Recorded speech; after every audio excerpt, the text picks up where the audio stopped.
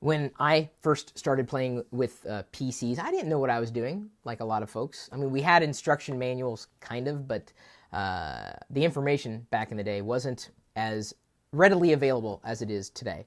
I remember, and I've talked about this before in video, or I've blogged about it. I know I've gone public with it.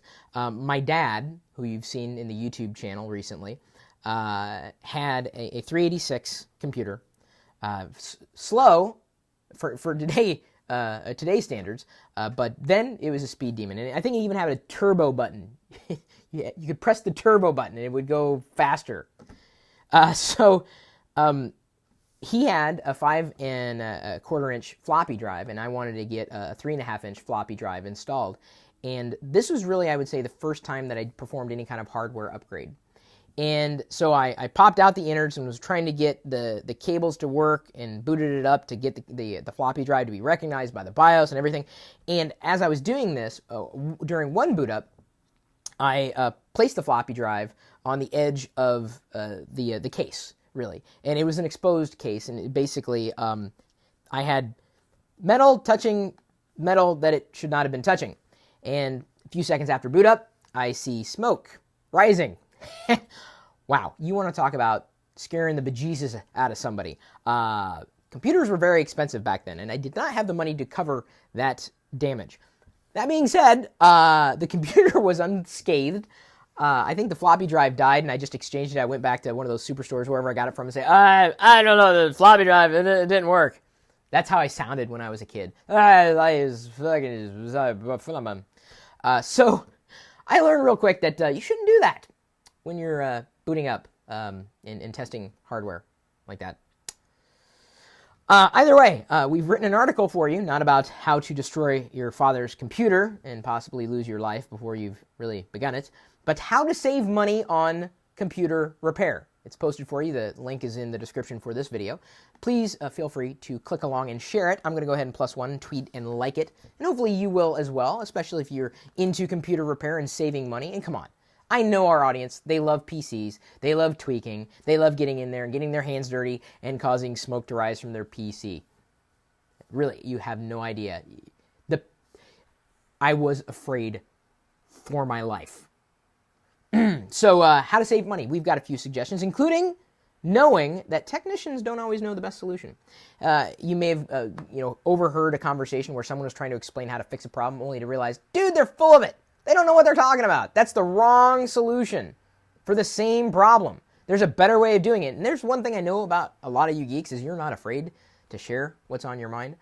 So keep in mind, they may very well overcharge you for computer repair. Sometimes it's okay to get a second opinion on service and support for one particular system or another.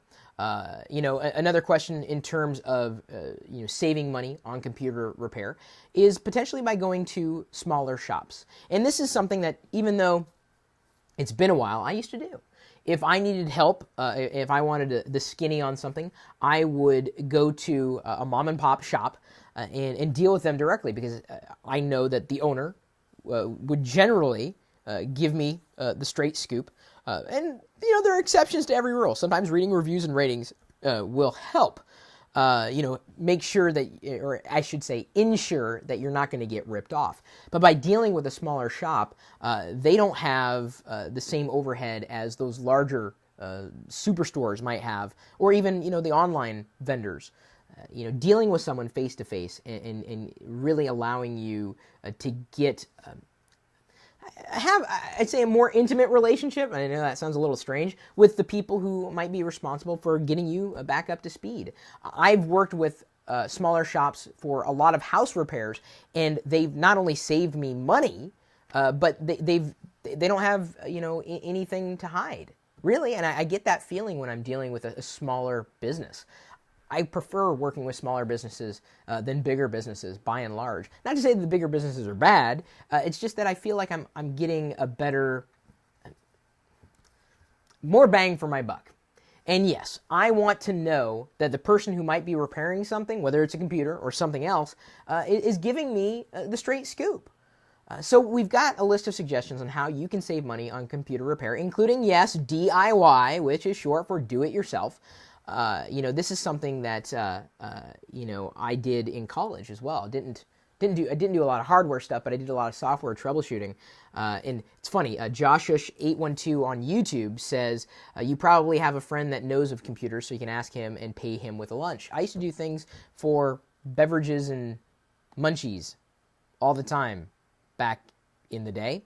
And as Andrew G notes in the Nomies chat room, DIY can lead to failure. You can join us in the private Nomies chat room right now. Actually, while you're watching the video, head over to nomies.com. You can either sign up for a monthly or an annual subscription. Jay Rimmer notes, my old MacBook Pro caught fire. Well, the old MagSafe did, but then, luckily I came in when I did. Wow. Did you get a video of that? Whew. You want to talk about something that would go viral.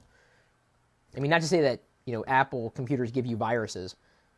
I mean, I'm saying that, viral is in, viral marketing and it spreads.